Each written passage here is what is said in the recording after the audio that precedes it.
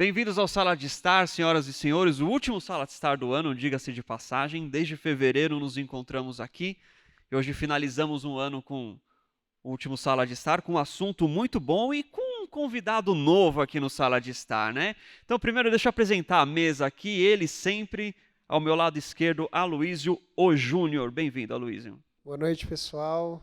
Esse é um papo muito legal hoje, hein? E aqui estreante na nossa sala, ele, grande Léo Fucabori, também conhecido como Léo da Deborinha. Bem-vindo, Léo. Boa noite, pessoal. Eu não sei o que eu estou fazendo aqui. Como brinca um pastor que a gente gosta muito, que acompanha, eu não tenho nem roupa para estar aqui junto com eles, né? Então, mas é um prazer para mim. Até essa brincadeira que o Ramon falou, eu sempre penso nisso, assim, porque e a gente vai acabar até falando um pouco disso aqui. Nessa cultura do eu, hoje em dia, é difícil as pessoas se reconhecerem como a referência do outro, né? Mas eu me reconheço com o maior prazer como o Léo da Deborinha, né? Como o Léo da Dé, por conta de tudo que ela representa, não só para mim, para a família, mas para a igreja, a dedicação dela. Então, para nós é importante como família, né? Então, podem me chamar de o Léo da Dé, o Léo da Deborinha. O último dos românticos, né? Muito romântico, muito romântico. Leozão, obrigado pela sua presença aqui. Vamos ter um papo muito bom aqui nessa noite. Galera, o nosso papo hoje é sobre esse livro fantástico chamado Mundo Plural, Como Viver Fielmente em um Mundo de Diferenças. Se você não lembra, no começo do ano, na página do Vox, a gente postou uma sequência de livros para serem lidos, um livro por mês. Esse aqui é um dos livros que estava lá, inclusive é o quarto livro que estava na lista que a gente vai trazer para o Sala de Estar. A gente já falou de outros, né? Liturgia do Ordinário, Fé e Trabalho, Você é Aquilo que Ama, e agora esse livro aqui fantástico. Então a gente vai discorrer um papo muito legal, mas, como bons cristãos, vamos orar antes da gente começar. Amém? Pai, nós te agradecemos por essa noite, pela oportunidade de estarmos juntos aqui, Senhor, para aprender mais de Ti, Pai. Que o Senhor esteja falando aos nossos corações, que através dessa conversa, Pai, as Suas verdades possam ser ressaltadas neste ambiente, Pai, que nós possamos aprender a pensar e a moldar as nossas atitudes conforme a Tua palavra e conforme a verdade da Tua palavra, Senhor. Que em nome de Jesus o Senhor esteja usando esse momento para sempre glorificar o Teu nome, é o que nós te pedimos. Amém. Amém? Acordados aí? Gente, é o último do ano, hein? Só em fevereiro depois. Gente, esse livro aqui, ele é do Tim Keller, John Inazo. Na verdade é um livro de múltiplos autores, eles organizam um livro. E ele tem uma proposta muito boa, a gente vai falar um pouco dela aqui. Esse livro ele tem a proposta de mostrar como nós cristãos podemos conversar com a cultura ao nosso redor sem perder a fidelidade ao Evangelho, à palavra e à verdade. Como nós cristãos podemos dialogar e mesmo assim nos mantermos fiéis, sem negociar os nossos valores, os nossos princípios e pressupostos de fé. Tá bom? Então ele é um livro que discorre muito bem sobre esse assunto e hoje a gente vai bater um papo muito bom com ele aqui. E eu acho que a gente pode começar, principalmente, quando a gente fala de viver em um mundo plural, em uma pluralidade característica da pós-modernidade, do século que a gente vive, a gente pode começar ambientando. Eu sei que a gente já teve um Sala de Estar sobre pós-modernidade, mas é legal a gente ambientar sobre o século que a gente vive, né? Quais são as características? Por que este é um século plural? Por que nós vivemos em um ambiente de pluralidade de ideias, de crenças, de ideais, de ideologias? Né? Então vamos primeiro ambientar a galera aqui que está ouvindo, antes da gente entrar no assunto, o que caracteriza a sociedade plural? Como que ela se formou? Qual o período que ela surge? Já fiz 3 perguntas em uma, mas como a gente pode começar abordando essa ambientação aqui? Como a gente comentou no último Sala de Estar de pós-modernidade, né? É engraçado como esse período, às vezes a gente vê esse nome até, fica um negócio meio, nossa, que negócio complexo, né? Só que esse período pós-moderno, ele influencia demais. A gente não percebe, mas ele influencia as crianças, influencia os adolescentes, influencia os jovens, os adultos, os mais velhos. Hoje tem até as tias do Zap, né? Estão em rede social, está todo mundo envolvido, né, nessa globalização das mídias. E então todos nós estamos meio que regidos por essa pós-modernidade, às vezes sem perceber. Né? Até porque muito disso também foi trazido para as universidades, né? E não é de agora, é de muitos anos atrás. E a pós-modernidade ela traz algumas desconstruções do que foi a modernidade, né? Então a gente tem aquela época lá do iluminismo que a gente aprende na escola, que tem a questão de, né, o mundo é regido por leis e todas são bem colocadas e tudo é como se fosse tudo robotizado. A figura de Deus ela é colocada agora como um Deus que não se envolve com a humanidade, mas ele é um grande relojoeiro, né? Ele é um criador distante que só criou o mundo, fez tudo perfeito, certinho, mas ele não se envolve com essa sociedade, com essa criação. E aí, depois, não só nesse sentido, né, mas em várias outras questões, a questão do método, a questão das ciências naturais. E quando chega a esse período pós-moderno, que vem surgir aí no século passado, muitas das coisas que eles acreditavam, né, que a ordem e o progresso, a gente tem até na nossa bandeira, né, os positivistas tinham isso, a ordem e o progresso ela é perfeita, ela vai ajudar o mundo, vai existir paz quando tudo for em ordem e progresso. Aí surgem as 2 grandes guerras mundiais e tudo isso é desconstruído, tudo isso desmorona. Então existe agora um questionamento na academia, nos teóricos, em vários segmentos, em relação ao que é a realidade, o que é a verdade. Tudo começa a ser questionado. Olha só, como a gente percebe como a pós-modernidade ela está influenciada no nosso dia a dia. Agora as pessoas falam, tudo é relativo. Não, a sua verdade é a sua verdade, a minha é diferente da sua. Eu não acredito mais na palavra de Deus, eu não acredito nas verdades absolutas, nas verdades fundamentais. As pessoas agora questionam, tudo é desconstrução, tudo é desconstruído agora. Então acho que, para começar, depois vocês podem falar mais, um dos grandes pilares aí da pós-modernidade que a gente vive é a desconstrução de valores, a desconstrução da tradição, a desconstrução do conservadorismo, vamos dizer assim, com algumas aspas, a desconstrução da família, por exemplo, é uma coisa que a gente vê muito hoje, e a pós-modernidade ela vai trazer isso. Você pode questionar, né? Você pode não conhecer nada, você tem um conhecimento superficial sobre alguma coisa, mas aquilo que você acredita é o que é verdade para você, né? Aquilo que você lê num livro ou na Bíblia e você interpreta da sua forma, essa é a sua verdade. Por quê? Porque você é o ator principal da sua vida. Você é o eu supremo da sua vida. Você estabelece o que é verdade ou o que não é verdade. E isso é só uma pincelada aí do que a pós-modernidade traz, se vocês quiserem falar. Acrescentando, a pós-modernidade ela rompe com as instituições maiores do que o próprio eu. Então, a era moderna ainda havia aquele pensamento de que eu represento uma instituição maior, a família, a pátria, né, em ambiente de guerra, o Estado. Então, eu faço parte de uma sociedade maior, eu represento ela. Agora, a pós-modernidade, o pluralismo, ele já vem de algo mais atomizado, algo que diz mais respeito a mim mesmo, de mim para mim mesmo. Então, eu não represento a sociedade, mas eu tiro de dentro de mim os valores que a sociedade tem que se moldar de forma, né, a minha cosmovisão, minha forma de vida vai se moldar conforme daquilo que eu considero como verdade. Então, ele interioriza esse sentimento de verdade. Ao invés de você representar algo maior, você faz com que esse algo maior se adapte ao seu eu, né? Então a pós-modernidade ela traz muito esse conceito do indivíduo florescendo para fora, né? A modernidade ainda trazia um pensamento universal, né? Uma verdade universal, instituições preservadas, e a pós-modernidade já atomiza demais na experiência do indivíduo, né? Então a sua experiência, o seu conceito de verdade, isso é o que deve ser levado para fora. Então as instituições maiores, família, pátria e tudo isso começa a ser desconstruído dentro desse mundo pós-moderno, dentro desse pluralismo, né?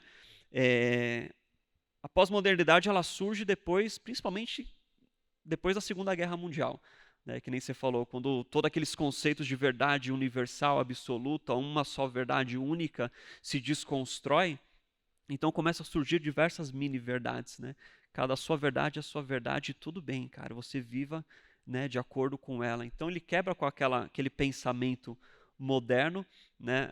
A modernidade também acabou trazendo muita secularização. A secularização inicia na modernidade. A gente tem mudança de secularização para pluralidade, né? Então, aquela questão, quando a modernidade se inicia, principalmente com o iluminismo e os pensadores, que nem você falou, eles destituem Deus da sociedade, eles tiram Deus, né, da vida comum, da sociedade comum, da casa das pessoas. Então você exclui Deus, né, para os guetos cristãos ou para os guetos religiosos, mas na sociedade aqui Deus não opina. Então surge essa secularização, essa divisão, né? Então você afasta Deus para lá e a igreja, por sua vez, se afasta da sociedade, né? Então ela é um ambiente de secularização, né? Extremamente uma tensão entre a fé, entre Deus e entre a sociedade comum.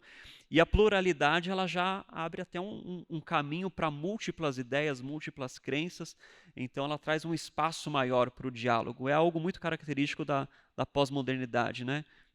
A questão da pluralidade, como você está falando, né? Até o Jonas Madureira ele falou uma vez numa conferência que a pluralidade ela pode ser celebrada, né? Porque são partes da graça comum, né? A gente precisa compreender essa diversidade que nós temos, mas o problema está exatamente quando ela se torna um conceito que relativiza todos os demais, né?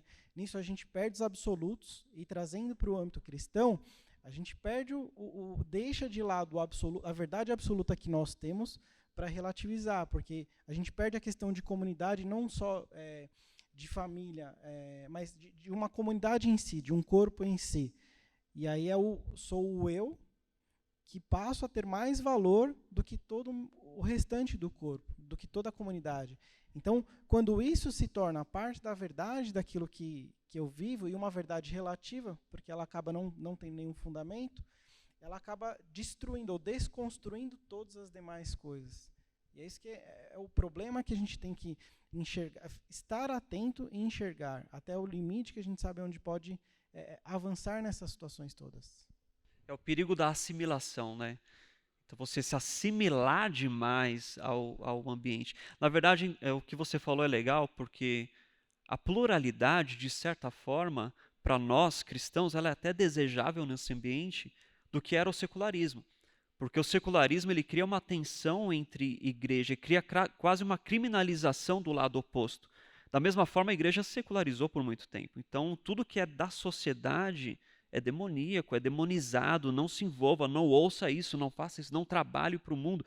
Então, a secularização afastou demais, né, o ambiente da igreja e da comunidade comum. A assimilação ela passa a ser tão ruim quanto a rejeição, né? Talvez eu acredito que muito do que tem acontecido hoje, do que a gente tem vivido, é por conta da rejeição, não é nem tanto da assimilação. Hoje, a rejeição ela deixou crescer muitas coisas que hoje a gente assimila. Então, ela preconizou o ato da assimilação, né?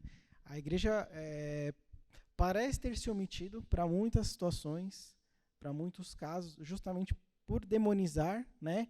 E não compreender, e não tolerar uma situação, respeitar e saber como tratar aquilo lá. E saber viver dentro de uma sociedade que é plural, né? E aí tem exatamente essa diferença de você enxergar a pluralidade, mas não deixar que o pluralismo, né, o conceito em si, tome conta. E foi isso que acabou acontecendo, por conta da rejeição e depois da assimilação. É bom até explicar a questão, né, do assimilação e rejeição. Se puder explicar para o pessoal. A gente vamos entrar nesse... Porque até às vezes não, para a gente explicar um pouquinho melhor sobre o que seriam esses dois polos, né? Sim, mas ainda dentro da ambientação que a gente está trazendo aqui, nós vivemos uma sociedade plural, né? E nessa sociedade plural não cabe mais nem a igreja se secularizar, né? A igreja se omitir ou se viver uma reclusão e deixar de ter um contato, deixar de realmente ser um sal na terra, né? Você se limitar ali a um ambiente religioso. Então, até esse ambiente plural, ele é desejável para a gente. Porque ele abre espaço, claro, para diversas opiniões, mas também ele abre espaço para que a gente também apresente a nossa opinião. Ele traz a nossa oportunidade de trazer as particularidades da fé cristã para o debate público, né? Para uma assembleia pública onde eu posso defender o meu ponto de vista. Então, ao contrário do secularismo, que ele criminaliza ou ele demoniza o lado oposto, a pluralidade, pelo menos no ideal dela, ela tem que estabelecer um diálogo. Né? Porque se nós vivemos numa sociedade plural, onde todo mundo pode apresentar as particularidades daquilo que você crê, nós cristãos também temos esse direito e ele não pode ser impedido. No mesmo jeito que nós cristãos não podemos impedir o outro também que ele apresente as suas verdades ou aquilo que ele crê.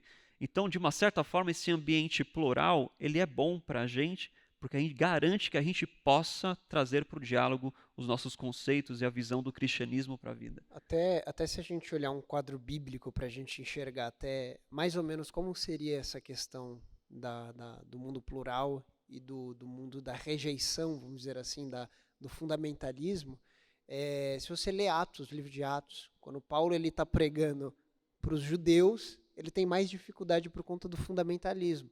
Então ele está trazendo o evangelho e eles são odiosos. Não, isso você não pode.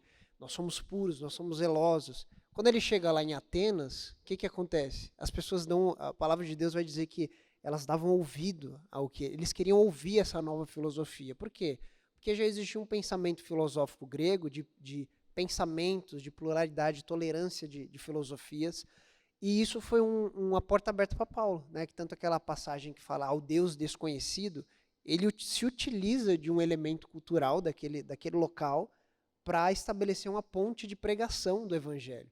Então ele fala assim, olha só, esse Deus aí que vocês estão falando, colocando aqui, é dele que eu vim falar.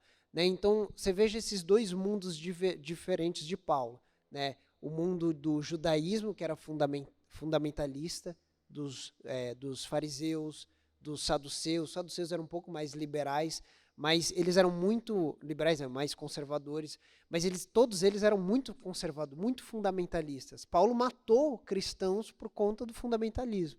Mas quando ele chega em Atenas, que era um mundo mais plural, inclusive as igrejas, as sinagogas, o povo que estava na diáspora, o povo judeu, eles já tinham uma influência dessa cultura filosófica e eles davam ouvidos a esses tipos de ensinos, né?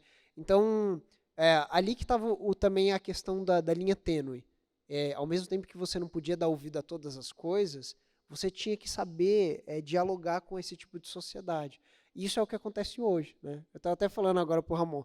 Você pegar São Paulo, você vai na Itaquera e vai em Pinheiros, parece que você está em países diferentes, né? Você pega lá Jardins e Capão Redondo, Campo Limpo, né?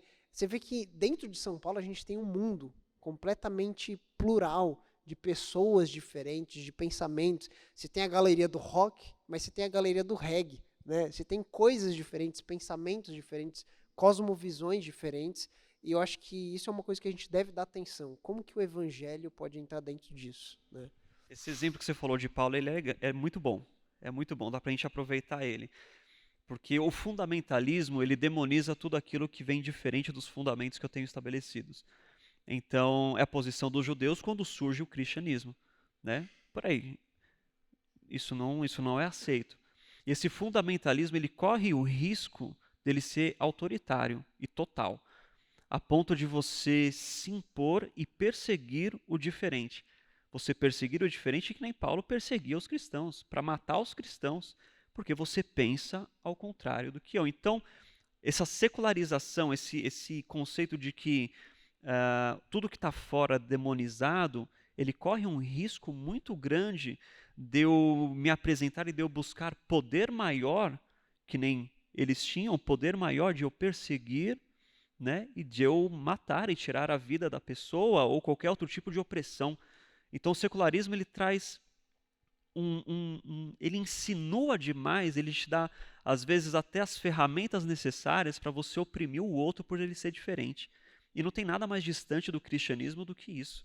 Porque se a gente pensar, o próprio cristianismo ele só surge num ambiente plural. A palavra fala que a primeira vez que foram chamados cristãos foram em Antioquia. Não foi em Jerusalém. Foi quando eles estavam em contato com uma cultura diferente, uma cultura extremamente plural. Porque quando um judeu se convertia, ele não era chamado de cristão, ele era chamado de judeu. Ele continuava sendo judeu. Mas quando uma pessoa de fora se convertia e adotava as práticas do caminho, ele falou, opa, Esse cara não é judeu. Esse cara segue esse tal de Cristo, ele é um cristão. Então a raiz do cristianismo surge num ambiente de pluralidade. O cristianismo, ele nasce, ele brota nesse ambiente de contato com o de fora, né? Não é o cristianismo, ele não surgiu preso em Jerusalém, ele só surgiu quando eles saíram para fora e foram em outros lugares pregar. Então, o cristianismo, ele tem essa abertura e ele necessita dessa abertura porque a pluralidade, ela é boa para a pregação do evangelho. Que nem você falou, a pluralidade é boa, porque eles vão ouvir. Paulo em Atenas, ele foi ouvido, em Antioquia eles foram ouvidos, né? Então é mais fácil você pregar para aqueles que têm esse conceito de que cada um tem a sua verdade e podemos ouvir a todos, do que aqueles de que não, tudo que é diferente eu demonizo, tudo que é diferente eu persigo, tudo que é diferente eu quero sufocar, eu quero que ele seja apagado. Então o próprio cristianismo, ele só nasce porque ele esteve em contato com o ambiente plural. E essa é uma verdade muito boa para a gente ter hoje, né? Então a gente não pode ter medo do diferente, medo do de fora, porque o de fora é o diferente, é a oportunidade que a gente precisa para pregar o evangelho. Ele tem a abertura e os meios para a gente anunciar a palavra da verdade. Isso é reconfortante e é encorajador, né? Nesse ambiente de pluralidade que a gente vive. Podemos sim ir e professar a nossa fé e trazer para o debate público a verdade que eu acredito e por que eu acredito na verdade. O fundamentalismo, por outro lado, ele se isola, ele se fecha. E aqui já vem o segundo ponto que a gente já pode trazer. Como que a igreja se comporta no ambiente plural? A gente tem opções. A opção da igreja, assimilar. Ou você se assimila e você começa a relativizar tudo, ou você, né, você se prende, você se isola, você se afasta. Então agora a gente já pode entrar nesse tópico. Como que a igreja deve se portar? Quais são os perigos da igreja lidar com a pluralidade, assimilando e ao mesmo tempo se isolando? Só vou completar um ponto do que vocês falaram sobre o fundamentalismo, porque assim, o que me parece também dessa questão é que o fundamentalismo em si, ele também é, de certa forma, relativo. Ele em si é relativo. Por quê? Porque ele abraça esse autoritarismo, só que ele faz uma seleção daquilo que ele quer. Então, e o cristianismo, eu entendo que ele vem de confronto com essas questões. Quando Cristo confronta os judeus da época, é justamente por conta disso. Eles selecionavam uma parte daquilo que eles queriam bater forte, mas eles não ligavam tanto para outras coisas. Então, eles já relativizavam essas questões, né? E se apropriavam de uma certa forma também aí da questão do autoritarismo para poder exercer aquilo que eles queriam e não todos os fundamentos em si que talvez devessem ser vividos, né? Pode ir. Eu acho que até você vê o ministério de Jesus, né? Só um parênteses aqui, você vê que ele tinha Simão Zelote, ele tinha Mateus Publicano, cobrador de impostos. São pessoas assim que se fosse falar para a galera dos publicanos, você fala, jamais que a gente vai trabalhar com zelota. E se fosse falar com zelota, jamais que a gente vai trabalhar com publicano. Né? É essa polarização que hoje a gente vê que, depois desse tempo de eleição, a gente percebeu até como que esses tipos de ideologias também influenciam nessa questão de afastamento, né? Essa secularização de afastar o outro, de demonizar o outro, de atacar, de cancelar a própria pessoa, né? Então, eu acho que é uma coisa que o evangelho é muito diferente disso. Ele tem a sua verdade fundamental, que é inegociável, mas ele também não fecha as portas, né, para a gente, nós contra eles, né? Isso não existe na Bíblia. Você lê a palavra de Deus, não existe isso, né? Não tem. É uma coisa que ninguém acha, né? Ia falar. O perigo dos dois lados, né? Ou é você assimilar demais a subjetividade e a relatividade de tudo, ou você, no outro lado, se fechar tanto, e aí você começa a ser intolerante, você começa a abusar de poder, você começa a demonizar, enfim, e a praticar justiça própria. Então, os dois lados são bem perigosos. Então, nós, como cristãos hoje, devemos criticar os dois lados com humildade, né? criticar tanto a igreja que se relativiza, né, a teologia liberal que começa a falar, olha, você entende da Bíblia da sua forma, cara. Jesus, ele te ama, você pode interpretar do jeito que você quiser e tal. E também a gente tem que criticar sabiamente, com humildade, aquele lado da igreja que se fecha e demoniza tudo aqui fora, né? Então você não se envolva com nada, mas de uma certa forma essa demonização também é seletiva, né? Que nem você falou. É verdade, eu vou demonizar aquilo, mas tem algumas coisas aqui que eu posso aceitar. É que nem aquela época que era proibido ter TV, né? Cristão não podia assistir TV porque era a marca da besta. Aí o cara tinha uma TV dentro do guarda-roupa. Na verdade, aquela ideia de se criar uma TV dentro do guarda-roupa veio exatamente pelos cristãos que queriam esconder uma TV dentro de casa. Então você vê como é que como isso cria um ambiente até de hipocrisia, né, dentro da igreja. Então eu acho que a postura mais sensata, a terceira via, na verdade, seria a da gente olhar os dois lados e apontar os defeitos dos dois lados, tanto da igreja que assimila demais a sociedade plural, quanto a igreja que se isola, demoniza tudo e deixa de cumprir o seu papel numa sociedade não cristã. No livro, o Tim Keller ele fala isso, né? Que a questão a terceira via, no caso, seria eu tolerar e respeitar. Porque se eu assimilo, eu trago aquilo para mim. Então eu passo a me apropriar também do que o mundo externo tem, né? Do que o mundo secular tem. E se eu rejeito, eu acabo deixando com que aquilo continue e eu vivo num mundo onde só existe a minha fé ociosa, né? Tem um outro teólogo, Miroslav Volf, que ele fala exatamente sobre isso. Quando eu me fecho, a fé que nós temos, ela tem que ser uma fé profética. Ela vai para o mundo para transformar. Só que se eu me fecho, se eu demonizo tudo e me fecho só na minha igrejinha, essa fé é morta. Ela se torna ociosa. Então ela não tem o sentido que a fé cristã tem de transformar o mundo, né? O que nós aprendemos, e Tim Keller ele dá vários exemplos sobre como o evangelho transformou a vida dele. Então o que a gente tem falado bastante aqui com o pessoal é exatamente sobre essa importância de ler. No Ministério Infantil nós temos falado muito sobre isso, de ler a palavra, ensinar as crianças a lerem. Por quê? Porque é a palavra que vai transformar.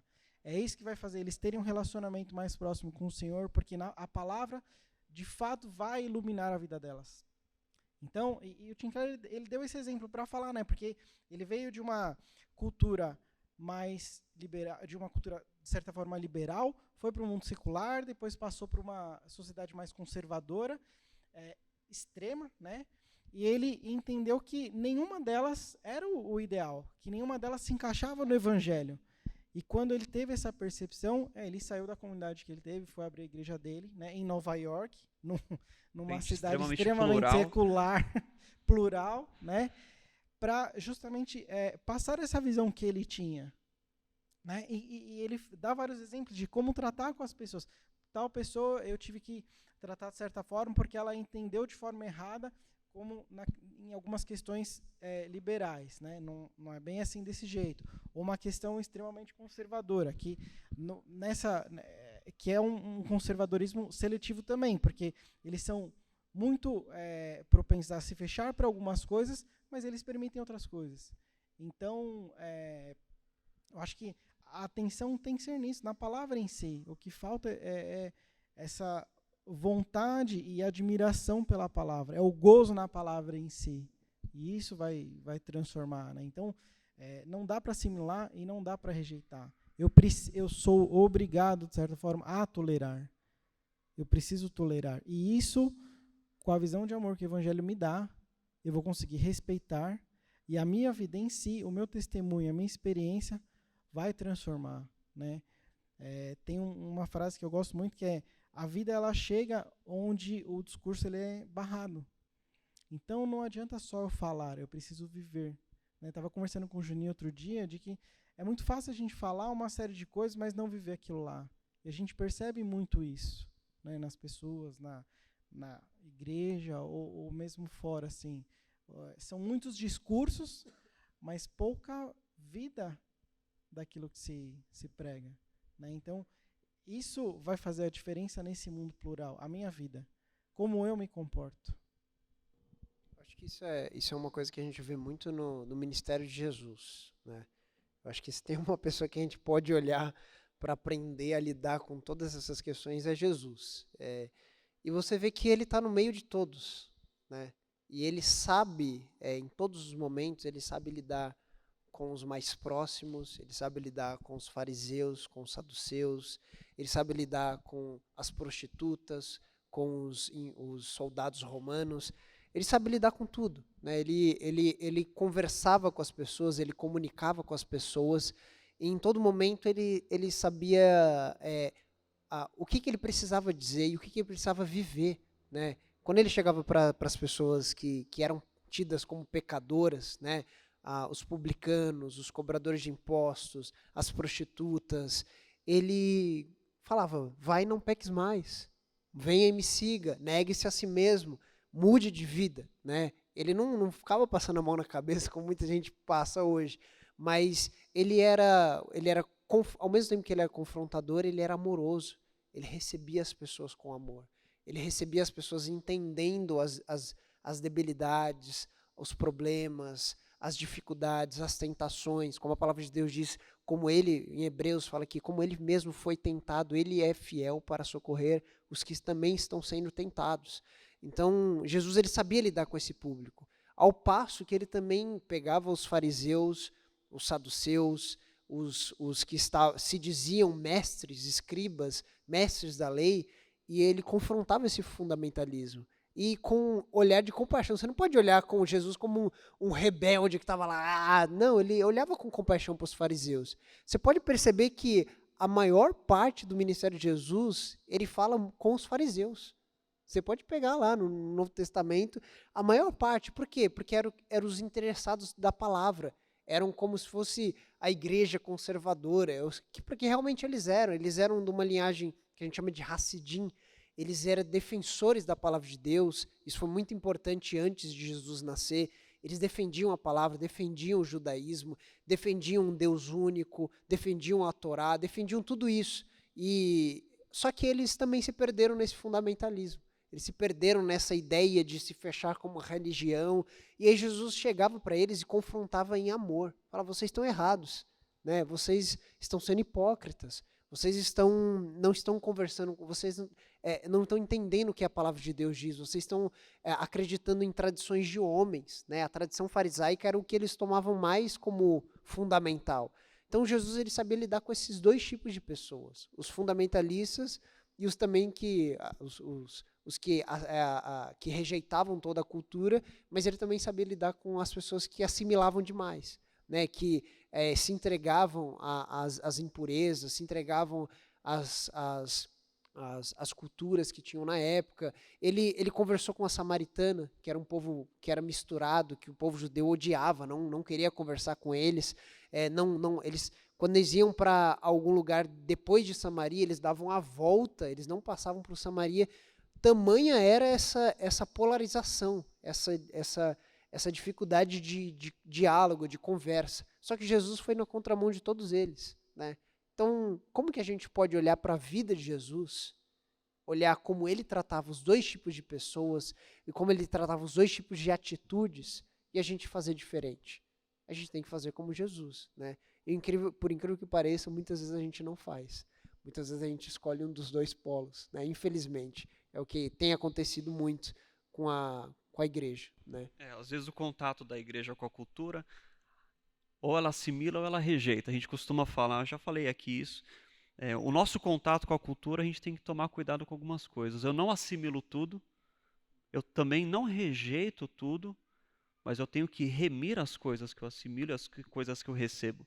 Então a gente tem que trabalhar com uma terceira via, que é a via da remissão, é a via de eu ressignificar as coisas, né? Não assimilar, não rejeitar, mas trazer um novo significado à luz do Evangelho. É interessante a gente notar que as três maiores religiões do mundo, judaísmo, islamismo e cristianismo, islamismo e judaísmo, quando você aceita a religião, você importa com ela, prática os costumes, vestes, roupas, liturgias, você é obrigado a assimilar aquela cultura e você adotar ela como absoluta.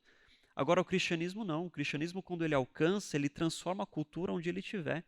Por isso que a gente vai ter diversos tipos, até cristianismo oriental, a gente costuma falar que tem cristianismos orientais, né? O cristianismo, quando ele vai na cultura, ele transforma, ele ressignifica ela. Você não é obrigado a importar roupas, métodos, liturgias.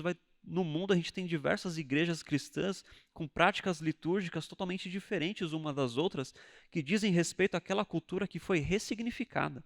Né? Então, o cristianismo ocidental é muito diferente do cristianismo oriental. Né? A igreja na África celebra de um jeito que a igreja anglicana não celebra. Né? Então, é um ressignificado da cultura. E o cristianismo nos dá esse aspecto e essa graça, né? De você ter um contato com a cultura e ressignificar ela. Né? Por isso que, dentro de todas as 3 religiões do mundo, o cristianismo é o único que ele consegue fazer essa conversa, essa ressignificação, esse remir da cultura. E a gente entra no aspecto de que Jesus fala para os discípulos que nós somos o sal. Né? O sal ele só tem sentido se ele está em contato com a carne, mas ele não pode perder o sabor. Né? Então até o Tim Keller fala isso no livro. Né? O sal precisa ser diferente da carne, né? A propriedade dele precisa ser. Então, para eu transformar, eu preciso ser diferente de fato. Senão não vai fazer sentido. Se eu for um igual, não vai ter diferença nenhuma. Exatamente. O sal, ele traz o sabor, mas ele também neutraliza os efeitos, né, da podridão. Então, da mesma forma, o evangelho, ele tem que trazer o sabor, ressaltar os aspectos bons, mas neutralizar os aspectos ruins. O sal só tem sentido quando ele está fora do saleiro, não quando ele está no saleiro. A eficácia dele é quando ele está fora, é quando ele está em contato. Mas quando ele está em contato, ele ressalta o bom, o sabor, mas ele neutraliza o ruim e ele não perde a sua essência. Isso que é importante. Na verdade, o que ele está falando, esse exemplo que o Tim Keller traz, desse dito de Jesus, é de que o cristianismo hoje ele vai estar em contato com o mundo, mas ele permanece fiel. Nós devemos estar em contato com o de fora, mas não negociar os valores, os princípios que a gente crê. Isso é o nosso desafio hoje da igreja hoje, é a gente conversar com a sociedade plural sem negociar os nossos princípios. É a gente ser sal, ser luz, para a gente neutralizar os aspectos ruins e não perder de forma nenhuma o sabor.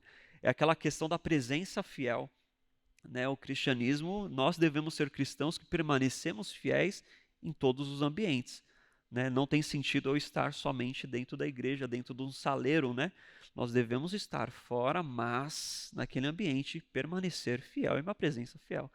Então, eu acho que a assimilação e a reclusão são perigos muito presentes na igreja hoje. Né? A gente tem igrejas que se assimilam demais, igrejas que se afastam demais, os dois são prejudiciais ao extremo para o evangelho e contra a origem do cristianismo que surge no ambiente plural, permanecendo fiel nesse ambiente. Então, a terceira via, acho que é algo que a gente tem que mais sempre trazer e reavivar nos corações dos irmãos. Né? Olha, você é cristão, você tem a função de você ressaltar o que é bom, de você ter um contato com os lugares, mas permanecer fiel e neutralizando tudo aquilo que é de ruim. Né? Então, esse aspecto do contato é muito mais importante a gente está sempre trazendo à tona aqui, porque a gente vem, o secularismo ele tomou o pensamento da igreja por muito tempo. A igreja por muito tempo se afastou do mundo. Né? E a cultura ela não deixa vácuo. Se a igreja se afasta, esse espaço vai ser preenchido com alguma outra coisa e com certeza não é boa, porque vem de fora. Né? Então a igreja hoje ela colhe os frutos daquilo que ela não quis interagir e dialogar e não quis estar presente nos tempos passados. Então hoje a gente olha, ai que absurdo os filmes, que absurdo, né? Os seriados e com coisas, e as escolas, os professores doutrinando, tá bom, mas onde estava a igreja quando alguém falou que queria ser professor e fazer faculdade? Você falou, não, faculdade é do demônio. Você não vai, que você vai cair, você vai desviar. Que incentivo é esse? Né? A igreja não incentivou as pessoas a serem profissionais em contato com a cultura. Né? Pelo contrário, a igreja por muito tempo demonizou a faculdade, a universidade.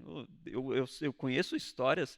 O Lucas esteve aqui quando a gente fez um sala de estar de fé e arte, ele fez faculdade de cinema. Ele foi quase expulso da igreja porque ele quis fazer faculdade de cinema. Né? E você vê como a igreja ela repudiava, demonizava qualquer outra coisa. E hoje a igreja colhe uns frutos, porque a sociedade aí, esse espaço foi preenchido. né? Esse espaço foi preenchido. Agora o trabalho da igreja é muito mais difícil para a gente reconquistar esse espaço nas camadas culturais. Por isso a gente corre o risco da igreja apelar pelo abuso de poder, pelo autoritarismo, né? A gente corre o risco da igreja apelar para forças maiores para impor, ao invés da gente persuadir e convencer e mostrar o evangelho. Isso é um perigo que a igreja americana sofreu muito desse perigo, eles falam nesse livro também, da igreja buscando um refúgio político para impor através da política os preceitos cristãos, porque a igreja se ausentou de trabalhar eles enquanto ele estava nas camadas da sociedade. Então, o secularismo, ele é tentador porque uma hora ou outra você pode querer se apoiar em forças maiores para impor, ao invés de você vir aqui trabalhar nas camadas de baixo, que é extremamente contrário ao que Jesus fez, né? A cultura do reino que Jesus fez, que Jesus trouxe, veio de baixo para cima, e não veio de cima para baixo. O diabo tentou ele a fazer de cima para baixo. Eu te dou governo de tudo que está aqui, ó. Todos os governos eu dou para você porque me foi dado. Extremamente tentador para Jesus. Ao invés de sofrer, ao invés de vir e construir de baixo para cima, não, você pode vir fazer de cima para baixo. O diabo oferece. Mas tem um custo. Você me adora. Jesus fala, não, aparta-te de mim. E Jesus, ele trabalha de baixo para cima. Então a cultura cristã, a cultura do evangelho, a nossa cosmovisão cristã, os nossos preceitos, gente, a gente tem que estar trabalhando aqui, ó, de baixo para cima. E nunca ser seduzido pelo autoritarismo ou pela ideia de que é mais fácil, e com certeza é mais fácil, você apoiar um totalitarismo de cima para baixo. É melhor a gente obrigar todo mundo a ser cristão do que a gente trabalhar o convencimento e mostrar para a pessoa que a minha verdade faz sentido e ela compreende melhor as questões da vida. Então a igreja corre muito risco com isso. Isso historicamente a gente pode ver. Se você pegar um livro de história da igreja e ver a questão de Constantino, quando o cristianismo se tornou a religião do Estado, do Império Romano, o cristianismo ele dominou através da cultura o Império Romano. Dominou por quê? Porque mulheres oravam, porque mártires morriam, porque homens estavam pregando, ensinando, discipulando. Eles conquistaram o Império Romano muito rápido. Só que quando estabelece como algo que é do Império, que é imposto à sociedade, ele começa a pouco a desmoronar. Né? Então, aí que surgem muitas problemáticas do cristianismo, surge muitos autoritarismo, surge muitos tipos de teologias que não provinham da palavra. Né? Então, isso complicou um pouquinho. Né? Então, você pode perceber que o evangelho do reino de Deus, na verdade, ele está para entrar dentro das sociedades. Um relato muito legal que a gente vê é Jeremias 29. A gente gosta muito daquela passagem que fala: os seus planos são maiores. Você até canta a música do Fernandinho. Mas se você ler um pouquinho antes, você vai ver o que Jeremias está falando. Construam casas, criem filhos, plantem pomares, façam isso. Falando para um povo exilado na Babilônia. Povo exilado. Ele não está falando assim, não, se rebelem contra a Babilônia. Babilônia vai cair. Vai cair, levantem, vamos, peguem suas espadas. Não, ele está falando assim, vivam, construam. E nisso influenciem. Prosperem, né? Prosperem dentro do... Prosperem disso. Então, você vê, na narrativa das Escrituras, se você pegar José no Egito, sendo um influenciador, você pega Daniel, você pega Jeremias, os homens de Deus que estiveram ali no meio, eles estavam ali, próprio Jonas pregando para os assírios, né?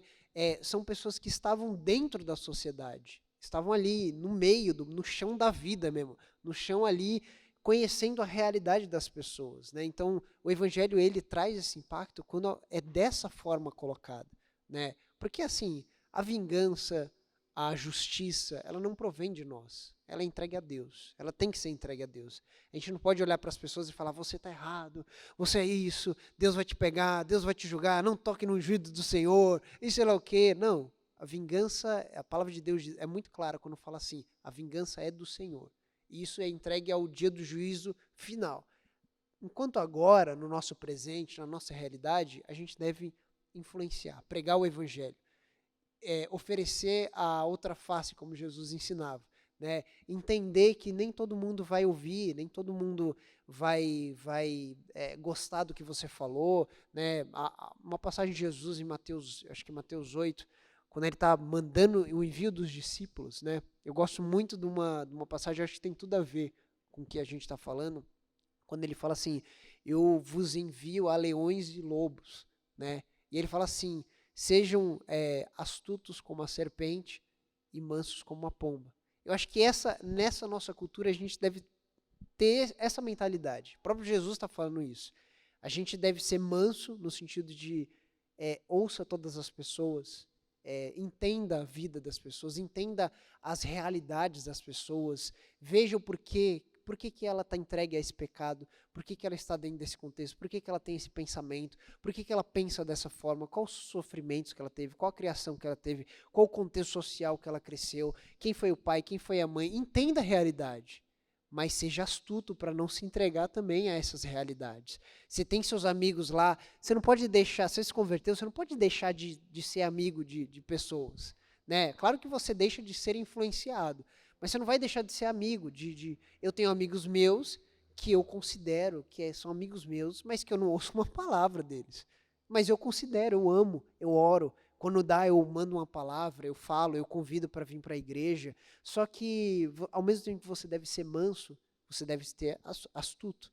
Não cair no laço, não cair na enganação do mundo, não cair nas filosofias do mundo, não cair nas tentações do mundo. Então, acho que a gente deve ter esse equilíbrio como Jesus colocou aos discípulos, né, na nossa sociedade atual. Esse exemplo assim, pensando em cultura enquanto expressão de arte, por exemplo, eu acho que a gente vai ter um trabalho muito maior mesmo, né, nessas áreas.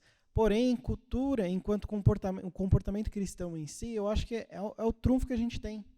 Porque se o mundo está tão perdido em algumas coisas, né, tão plural e relativo, é a oportunidade que a gente tem de viver o evangelho em si, apesar do custo social, como o Tim Keller fala, né? Isso pode custar algumas coisas para você. Você pode ser rejeitado, você pode ser maltratado, entre outras coisas. Só que a oportunidade que você tem de mostrar o porquê você é diferente, com humildade, como vocês estão falando. E o mundo está dando essa oportunidade para nós, né? Só que, infelizmente, a gente percebe que, apesar do crescimento também do número de cristãos protestantes, né, muita coisa continua ainda distorcida. Assim, parece não fazer muita diferença. Né? O Resgate até brinca numa música, ele fala, a gente já pregou para crente, mas ele não se converteu. Né? E, assim, sem entrar no mérito de outras coisas do que ele fala, mas o padre Lancelotti, ele fala uma coisa que, assim, como é possível ter tantas igrejas numa cidade e ter uma cidade como a gente tem, com tantos problemas sociais, né? Então, assim, sem entrar no mérito de outras coisas, mas como pode? A gente tem tanta igreja, ver o número crescente de pessoas que se dizem cristãs, mas não ter o mundo transformado, não ter a sua comunidade transformada, né? Ter famílias destruídas, de certa forma, vizinhos que não se falam, sabe, coisas próximas, mais próximas daquilo que a gente estava falando do começo, desconstruídas também, porque se relativiza isso também. Então, se nós tivermos essa consciência de vivermos para a sociedade com um comportamento que a gente traz da palavra, a gente vai mudar algumas coisas. A gente, no mínimo, vai lançar uma semente. E essa semente, um dia, ela vai germinar. E a gente sabe que não é por nós. Para a gente influenciar, é falta de influência, né? A gente tem a igreja brasileira cresce a cada dia mais, mas menos efeitos você vê do crescimento dela, porque a igreja não está influenciando a sociedade. Pelo contrário, a igreja tem sido um refúgio para pessoas que buscam palavras motivacionais para suportar o dia seguinte, mas a igreja parou de ser aquele lugar de influência, o sal da terra, que a gente falou, relevante, a relevância da igreja. O Deus do amuleto, né? Que vai realizar os Exatamente, desejos. exatamente. Que é uma busca inclusive da pós-modernidade. A pós-modernidade ela é aberta a qualquer tipo de espiritualidade. Por isso você tem igreja cheia, mas o cara vem na igreja, no dia seguinte ele está na Umbanda, no outro dia ele está no Espiritismo, porque ele está atrás de qualquer tipo de espiritualidade que preencha um vazio existencial dele. Né? Então, eu acho que uma das faltas uma das razões que falta o cristão hoje ser realmente um instrumento de influência, um sal da terra, principalmente é a falta de ensino do evangelho. É falta de ensino, de se deleitar com a palavra, que nem você falou, de se alimentar com a palavra, do cristão se preparar. Né? Falta preparo para os cristãos hoje, para o cristianismo hoje. E é extremamente essencial nós estarmos preparados, inclusive, para o debate público, porque a gente está vivendo um ambiente de pensamentos diferentes e as pessoas são muito mais preparadas para defender o pensamento dela do que a gente defendeu o nosso. É simplesmente chegar, está na Bíblia, é pecado. Não, peraí, você tem que saber responder. Pedro ele vai chamar a igreja e falar, vocês têm que estar prontos para responderem à razão da vossa esperança. Pedro fala isso para uma igreja perseguida. Pedro escreve para uma igreja perseguida, uma igreja que está ali cheio de opositores, cheio de pessoas se levantando no debate público, e Pedro fala para eles, olha, vocês têm que estar preparados para defender publicamente a razão da vossa esperança. Então não é simplesmente você se afastar, não vou me envolver, é você se preparar para o debate público. É a igreja realmente, que nem o Kuyper fala, apresentar os seus campeões no debate público para defender a veracidade da fé, aquilo que você acredita. Os nossos opositores estão defendendo muito bem as crenças deles, mas falta cristãos comprometidos, munidos de conhecimento, de uma boa teologia, de um bom entendimento, para conseguir defender os valores e as crenças cristãs no mundo aí fora. Né? Por isso que a igreja acaba buscando o totalitarismo às vezes. Você acaba buscando que venha algo de cima que pressione para que as minhas verdades sejam impostas. Isso daí gera uma igreja extremamente fraca. A igreja se torna fraca no ambiente onde as verdades dela são impostas para o outro, porque você não tem capacidade de defender ela na persuasão, no argumento, você não tem as ferramentas, senão você prefere que alguém imponha. Mas o Evangelho nos chama para nós estarmos munidos, preparados, alicerçados na fé e conseguir, com tolerância, humildade, paciência e amor, apresentar num debate público, na esfera pública, as defesas daquilo que eu creio. Então eu preciso estar preparado para defender. A gente fala muito disso na apologética. Né? Você tem que estar preparado para defender a fé que você tem quando você for questionado. Você não pode simplesmente falar, por que você crê nisso? Está na Bíblia. Não, mas é só isso? Não existe uma razão por trás? Aí a fé passa a ser algo até irracional na visão deles, mas a fé é extremamente irracional, porque eu tenho bons motivos para acreditar que aquilo é verdade, que a fé que eu creio, que eu defendo, ela é extremamente verdade e traz sentido para todas as coisas. Então a gente tem que aprender, e os cristãos e a igreja tem que incentivar o cristão a estar preparado para essa esfera pública, para essa conversa, para esse diálogo. Nós precisamos lidar com os opositores da fé. Eu não posso simplesmente falar, você é um descrente, você vai para o inferno. Não, você tem que saber, a persuasão ela tem que estar presente na igreja, no discurso. Paulo era muito persuasivo. Paulo encontrava terrenos comuns para apresentar o evangelho. Né? Olha, um Deus desconhecido, eu sei o nome desse Deus aqui. Ó. Esse Deus que vocês lá atrás adoraram, eu sei o nome dele. Né? Então você encontra terreno comum para você persuadir, para você conseguir apresentar a fé e como ela compreende melhor a resposta para todas as questões ao redor. É o que C.S. Lewis falava, né? Eu creio no cristianismo como eu creio no sol, não porque eu vejo o sol, mas porque ele ilumina todas as coisas ao meu redor. Então a gente tem que estar preparado para defender o cristianismo, não porque eu só falo ele existe, não, mas porque ele compreende melhor a resposta, ele apresenta uma melhor resposta do que os opositores para todas as questões últimas do ser. Todas as questões últimas do homem, da sociedade, das angústias, o cristianismo está lá para compreender as respostas. E como eu vou saber essas respostas? Eu tenho que estar munido. Eu tenho que exercitar, eu tenho que aprender, eu tenho que me deleitar na palavra, eu tenho que me aproximar dela, eu tenho que estudar dela. E eu não posso fugir do debate público. Você vê que a vida de Paulo é muito interessante nesse sentido, né? Porque você pega Atos, o final de Atos ali, também carta para o povo de Éfeso, ele cita 3 filósofos gregos. É que a gente lê a Bíblia e passa batido, né? Mas ele cita, por quê? Porque ele conhecia a realidade das pessoas. Né? Aquela parte lá que ele fala, por ele nos movemos, existimos, é um filósofo grego, né? Porque dele somos descendência, é uma outra filosofia grega.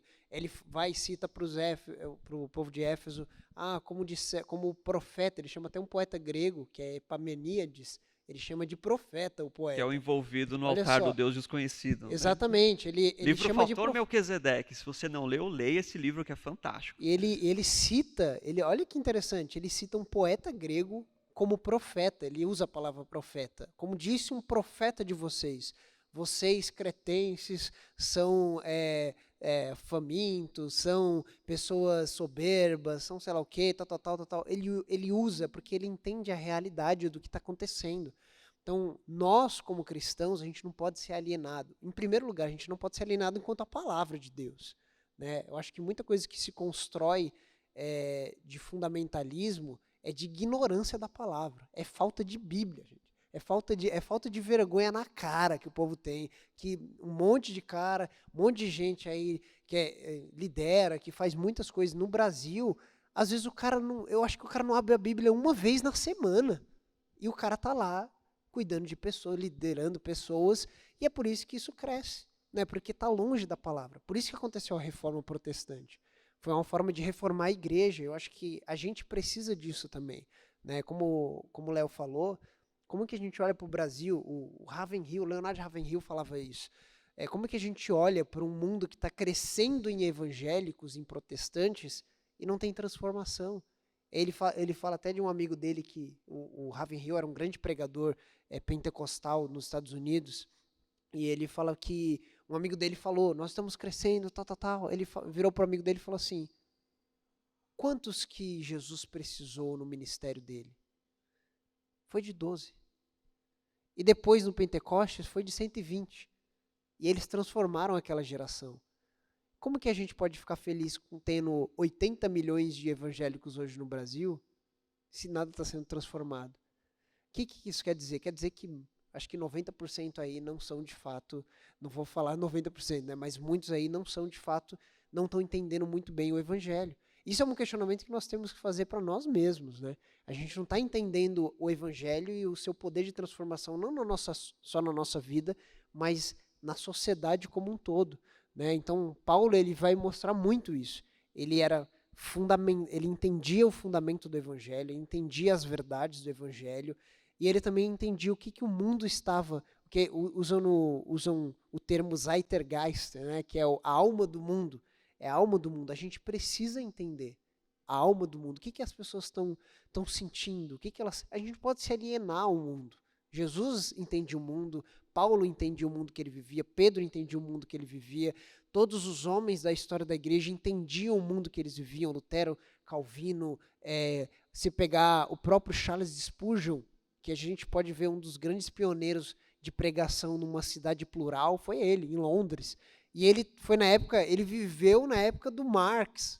Karl Marx era o mesmo período que o Karl Marx estava divulgando o marxismo, Charles Spurgeon estava pregando. E a igreja, gente, o nível de pregação e de pregação para a sociedade que ele tinha era tão enorme que já aconteceu de gente morrer na igreja porque era muita gente e acabava sendo pisoteada, acabava gente saindo assim, o pessoal não se espremia. Por quê? Porque era um homem que entendia tanto a palavra como fundamento, como a sociedade, o que ela estava passando.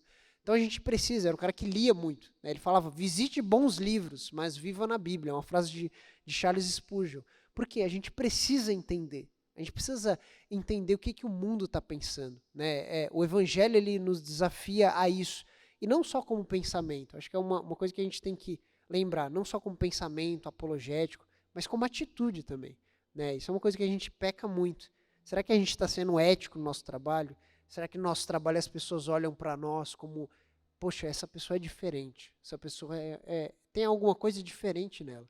Ela é ética, ela é diferente, ela faz as coisas com zelo. Será que as pessoas olham para nós com amor, olham para nós, essa pessoa transmite uma paz, transmite... A gente tem que ter não só os argumentos mentais, como a gente tem que também ter os argumentos do coração, né? Os argumentos de... até no final desse capítulo ele fala, né? O amor vai saber o que fazer. Né? Essa frase é incrível, né? O amor, ele vai saber o que fazer. Né? Então, quer dizer, se você entende o amor de Cristo, ele vai saber te ensinar o que você deve fazer naquela situação, como lidar com as pessoas que pensam diferente.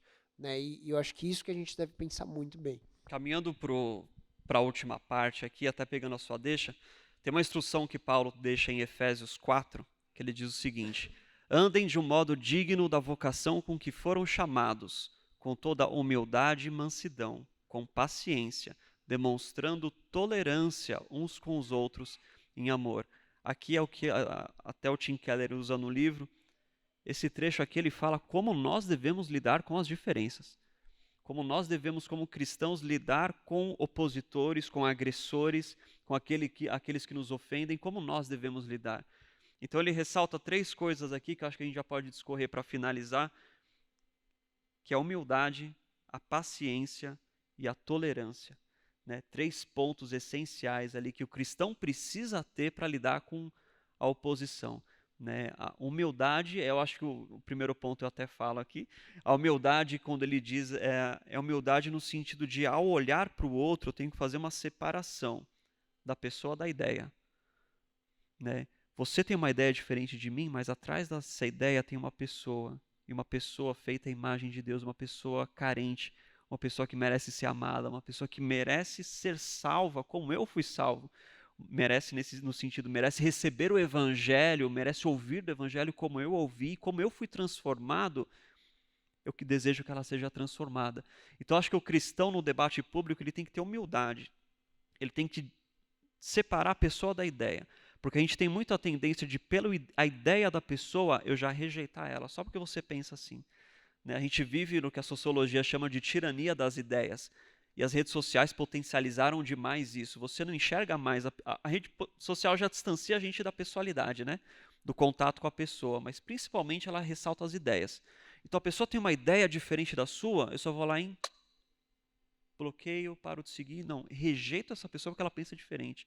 A humildade do cristão faz a gente enxergar a pessoa por detrás da ideia. Uma pessoa que carece, como eu careci. Assim como a graça de Deus transformou a minha mentalidade, eu não posso olhar para aquela pessoa de cima para baixo, eu tenho que olhar para aquela pessoa e falar, essa pessoa era que nem eu antes de receber a graça, antes de ter a minha mente transformada. Então a humildade nos chama a olhar para a pessoa diferente e enxergar a pessoa por detrás da ideia e nessa pessoa enxergar alguém que merece ouvir o evangelho, alguém que precisa ouvir o evangelho para que a graça de Deus a alcance, assim como me alcançou.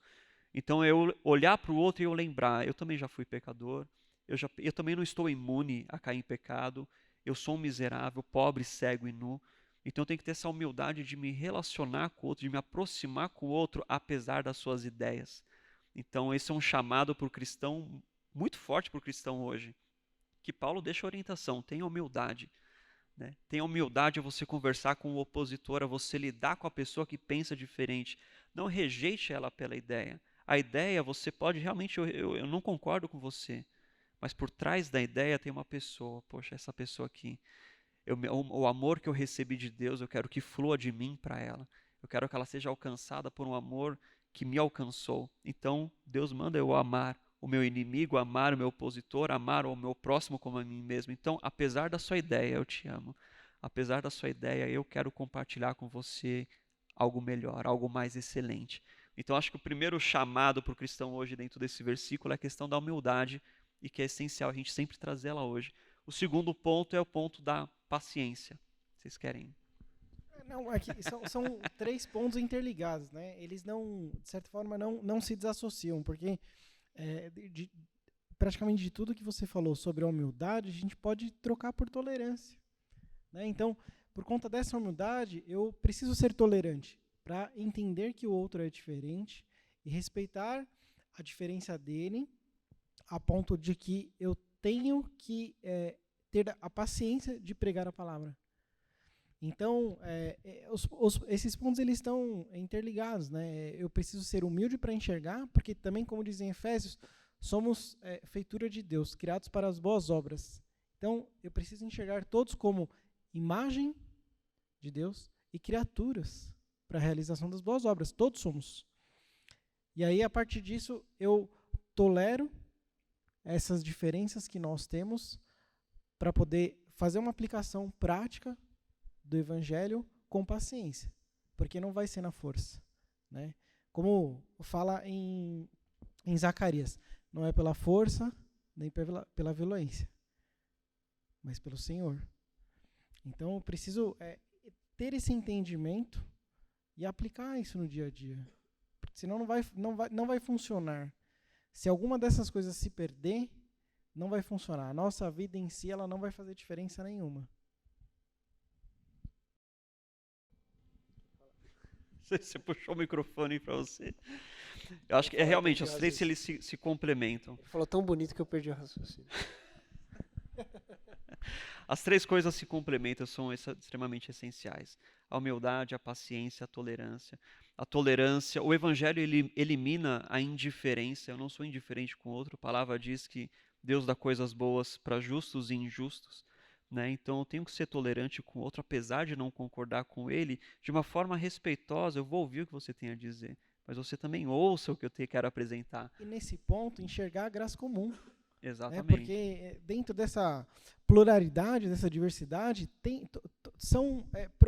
assim, a base ela é proveniente do Senhor. Tem as distorções depois. Mas eu preciso enxergar que é o que Paulo... a graça comum é aquela que a palavra diz que tanto o ímpio quanto o crente ele recebe, né? A graça ela é para todos. Então, se eu enxergo, né, que a graça ela é para todos, aí relacionado até com a questão de Efésios 2, quando fala que nós somos criaturas para a realização da boa obra, a aplicação dessa graça. Então, eu preciso enxergar que dentro da diversidade eu tenho a possibilidade de extrair coisas boas também. Eu rejeito as distorções de forma que eu não me aproprio delas, mas eu enxergo aquilo, e era o que Paulo fazia. Ele enxergava aquilo que ele podia se apropriar dentro de uma diversidade para poder alcançar. Ele se apropriava do comum, daquilo que ele não abria mão dos seus princípios, né? Ele fala, numa outra passagem, que ele se fez de pessoas diferentes, né? Culturalmente, ele se apropriou de algumas coisas que eram possíveis para que ele alcançasse pessoas diferentes, culturas diferentes. E é isso que a gente precisa enxergar também. Dentro dessa diversidade toda, aquilo que é comum a nós. O que é comum a nós? Até onde eu posso entrar, qual o acesso que eu posso ter àquilo que é diferente dos meus costumes, de mim, sem que eu abra mão dos meus princípios. Eu acho que essas três virtudes também, elas são um bom teste para a gente saber se a gente está sendo liderado pelo Espírito, né?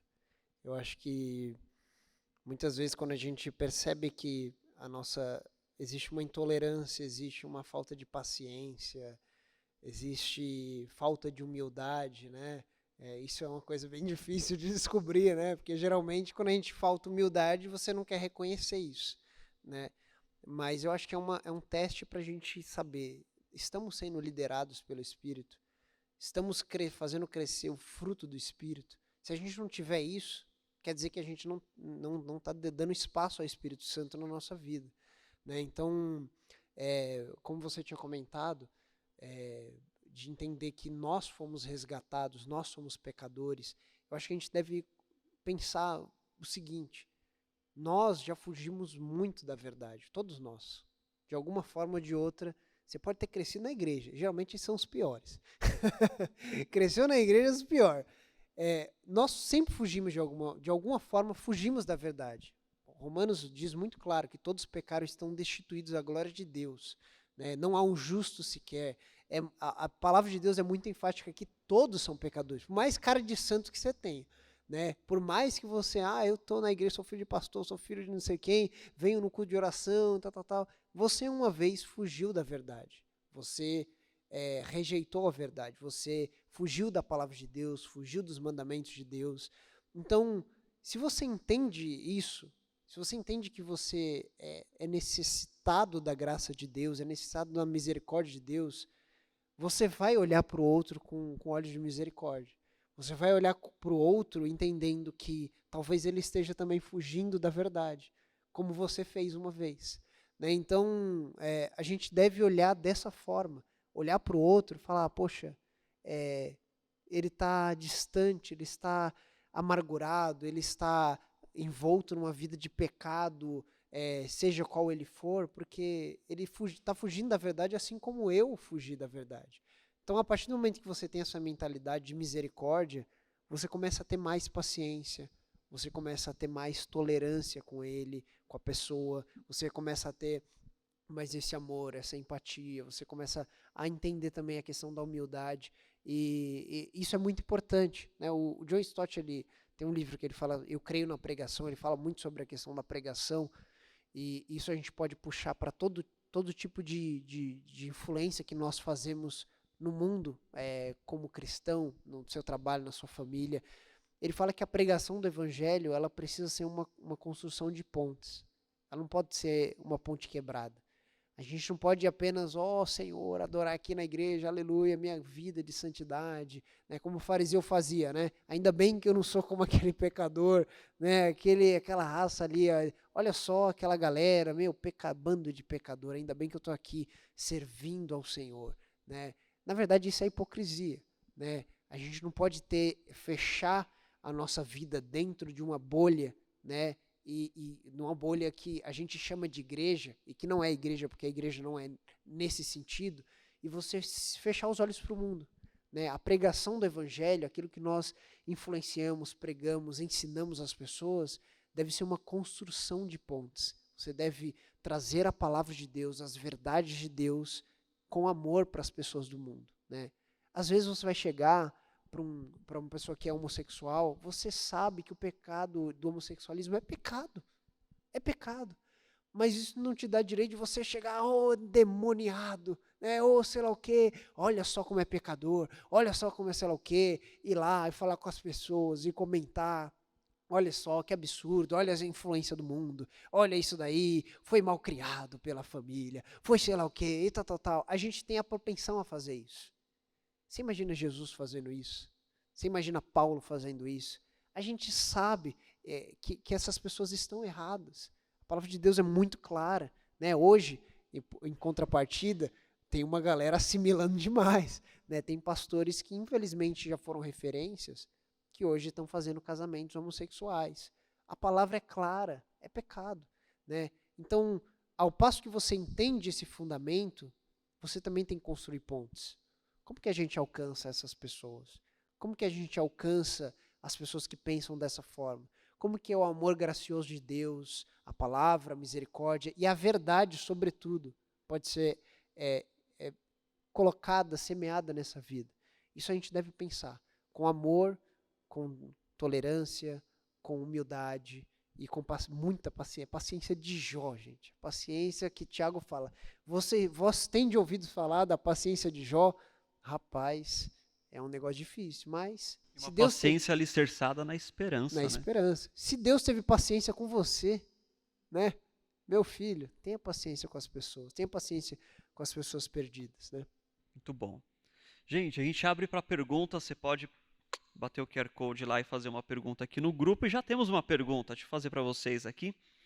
Pergunta é a seguinte: com tanta pluralidade de igrejas e visões diferentes do Evangelho, como podemos de fato influenciar o mundo se não temos um absoluto entre nós, pois relativizamos a própria palavra? Eu acho que o absoluto é a própria palavra. Eu estava até conversando com o Renatinho antes, né, da gente bater o papo aqui.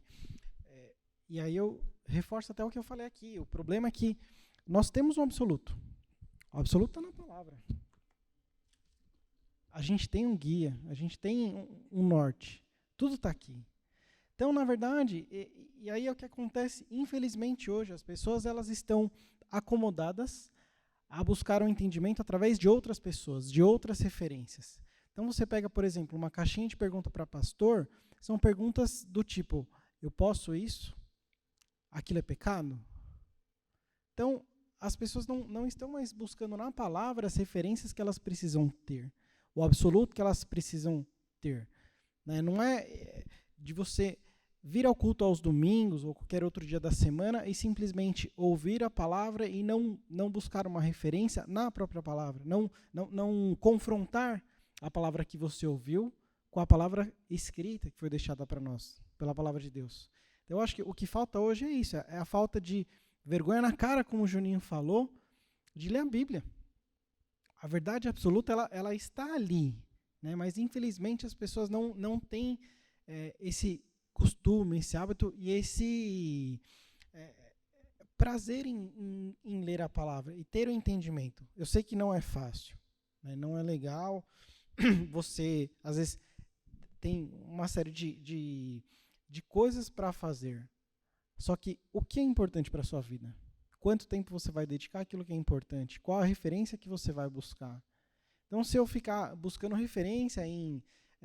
lógico, assim, é importante nós termos pastores como referências, palavras como referências. Nós, em casa, assistimos muitas coisas diferentes, temos muitas referências. Só que a gente sempre se volta para a palavra.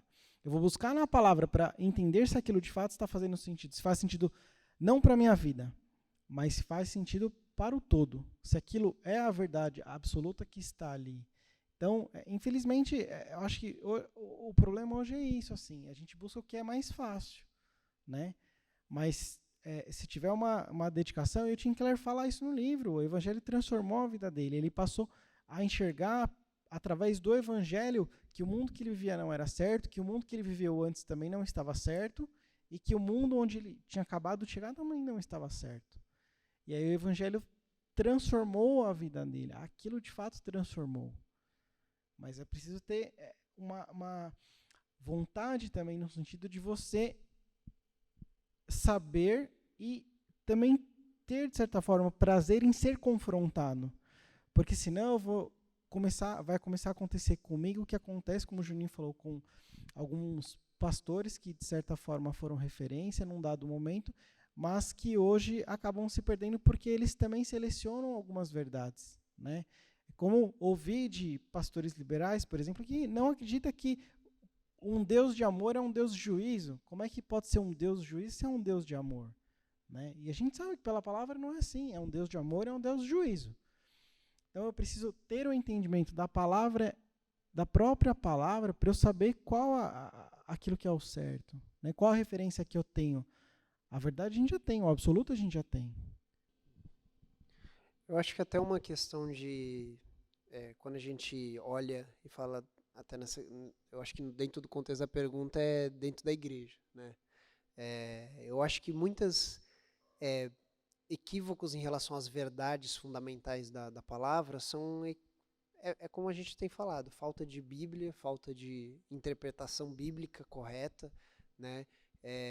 Porque as pessoas pegam, ou elas assimilam demais com o mundo, né? Elas relativizam, tipo o Léo falou a questão do muitos tomam esse caminho de não existe inferno, Deus é Deus de amor, todos serão salvos. Aí você pega lá a escritura, Mateus 9 lá, Jesus falando pra galera, temam quem pode mandar a alma e o corpo de vocês pro inferno. Aí você fala assim, como que o cara vai interpretar isso daí dizendo que não tem inferno? O próprio Jesus disse.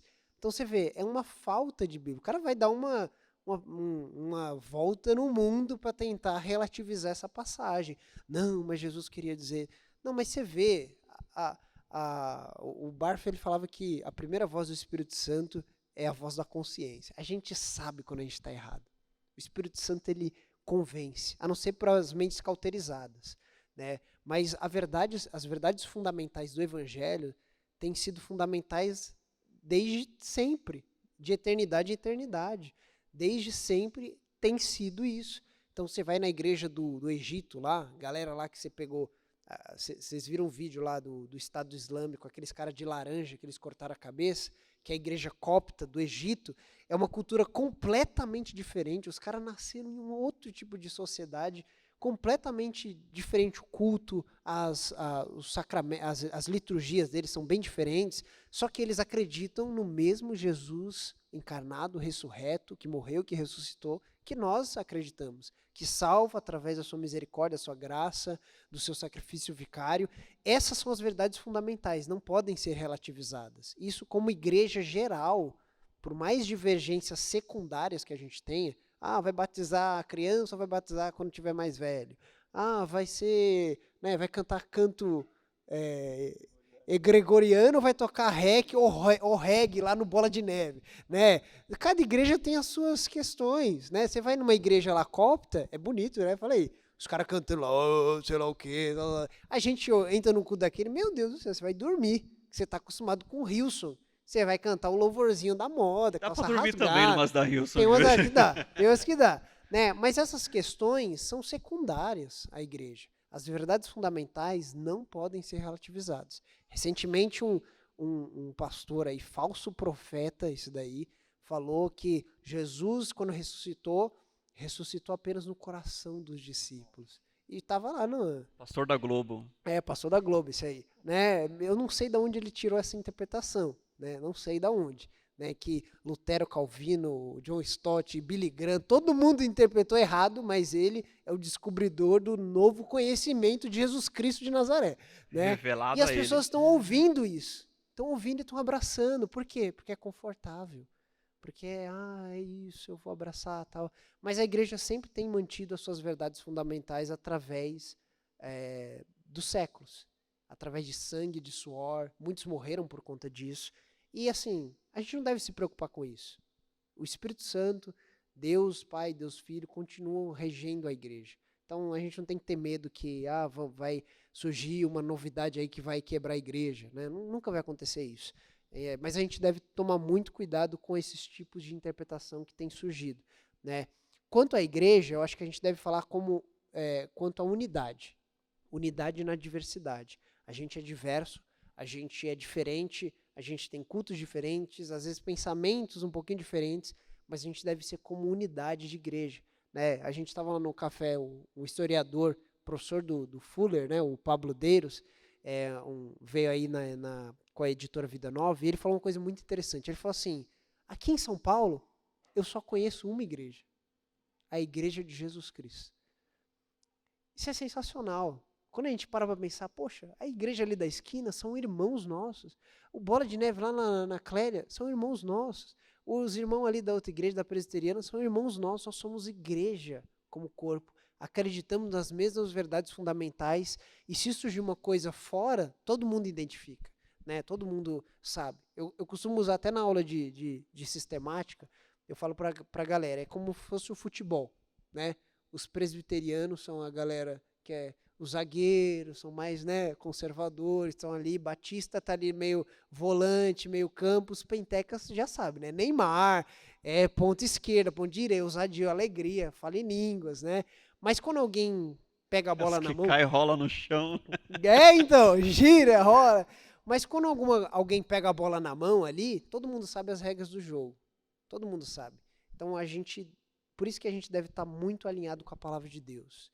Não apenas com as tradições das nossas igrejas, mas com a palavra de Deus. Como Lutero falava, meu coração está cativo à palavra.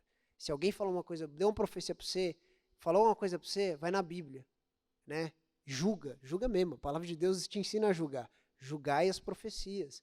Vai lá e vê se está certo. Então, palavra de Deus, palavra de Deus, palavra de Deus. É isso que a gente tem que colocar no nosso coração. Muito bom, muito bom. Mais alguma coisa? Considerações finais? Gente, muito bom esse papo. Não temos mais perguntas, então encerramos por aqui. Muito bom, Léo. Obrigado por você estar com a gente aí. Palmas pro Léo. Graças, glória a Deus pela sua vida. Obrigado. Eu que agradeço. O cara tô morrendo de vergonha, mas... sempre que eu brinco lá no ministério, né, no infantil. Sempre que é pro reino, dou as caras assim, mas morrendo de vergonha.